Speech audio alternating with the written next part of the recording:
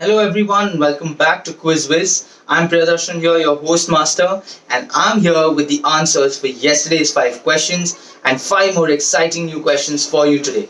So I hope that you're ready and I hope that you've read up on some quizzes, and here we are going to start off with the answers for yesterday's 5 questions. So here we go.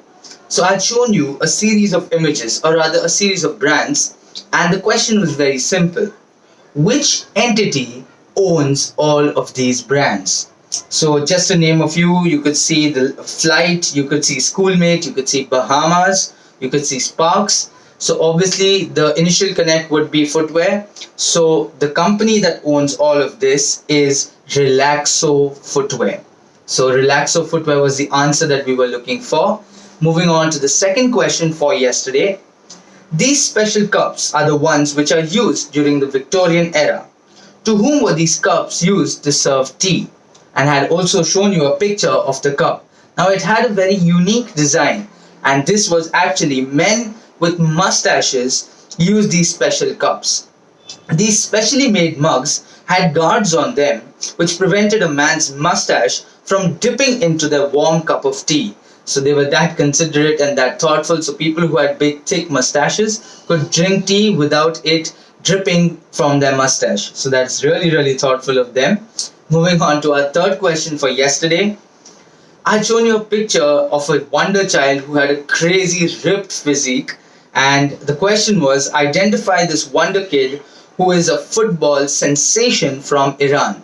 So the name of this kid is Arad Hosseini, and actually you can go on YouTube and watch some of his videos. People are saying that he's the next Lionel Messi, and I really don't doubt it. He's so confident for the age that he is in, and the way he cuts through all the defenders and midfielders is really something to watch out for.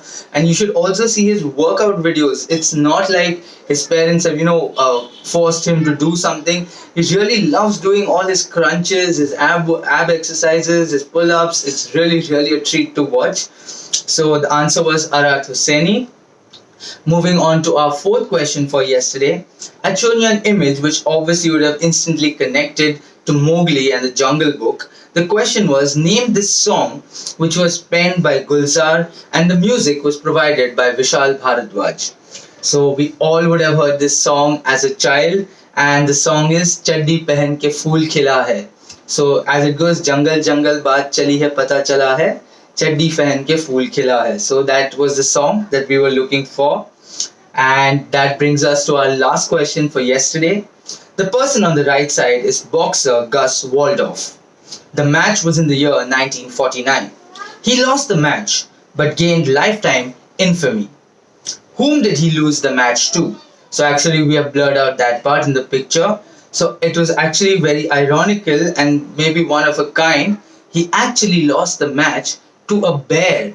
So it was the first of its kind match where where a bear fought a man, and he actually lost the match.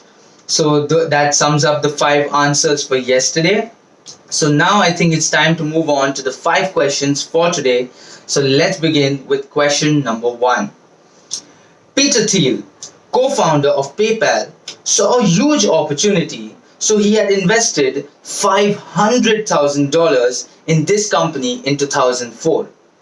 Later, he sold it at a huge valuation amounting to USD 1 billion in 2012. Which company did he invest in? So that was our first question. And now moving on to our second question. When Larry Page and Sergey Brin left Stanford to form Google, Stanford gave 1.8 million shares, got a 1.8 million shares of Google. Why did they get these shares when some student left their educational institution? So why did Stanford University have such a big stake in this company? It's a very interesting answer. You can try to venture a guess. There are no wrong answers in quizzing. And that brings us to question number 3. So here we go. As excited as we are about what's changing, we are also pleased with what we are carrying forward with us. We will be a wholly owned subsidiary of Dash and remained headquartered in Chicago Merchandise Mart, while maintaining offices around the world, including the Silicon Valley. The iconic Motorola brand will continue, as will the Moto and the Droid franchises that have propelled our growth over the past year. We will continue to focus on pure Android and fast upgrades and remain committed to developing technology to solve real consumer problems. As we will continue to develop mobile devices that bring people unprecedented choice, value, and quality. So fill in the blanks. The fill in the blanks is the name of a company. That is what we're looking for. You can go back to the video to listen to the question once more. It's a little longer question, but the answer is much more simpler and much more interesting. That brings us to question number 3 for today. Personal dash, something that would represent an individual, so you could assign a dash, not to a place, not to a desk, not to a home, but to a person. It was stated that the vision was inspired by Captain James T. Kirk of the Star Trek fame. But the founder himself later said that his actual inspiration was Dick Tracy's The Comic Strip character. What is the invention? So what are the two blanks? So you need to fill in the blanks to get the answer for that one. That was our third question. Moving on to our fourth question for today. In 1940, brothers Richard and Maurice opened up a barbecue joint in San Bernardino, California, which is now a museum.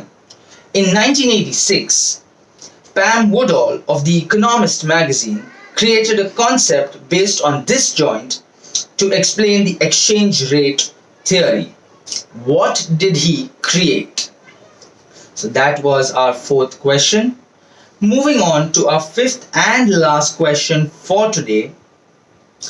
Gabriel Joseph Grenier invented the expressive, that is the expressive organ, because his reed instrument had a wider range and could produce crescendos and diminuendos. Alexander Debain of France further developed Grenier's instrument, painted it in 1840 and named it dash, which believed to be the originated Indian instrument, we thought this was originated in India, but whereas it's not. So which instrument are we talking about? So those were our 5 questions for today. I know today's questions were a little longer, but the answers are not. So you can always have a guess. I will be looking forward to your answers in the comments below. Do not forget to like, share and subscribe to the channel, and please wait for my next video that will be tomorrow with the answers for today's questions and 5 more exciting new questions. So thank you everyone for joining in. I will see you tomorrow. Till then, please stay safe, take care, good night, and let's keep quizzing.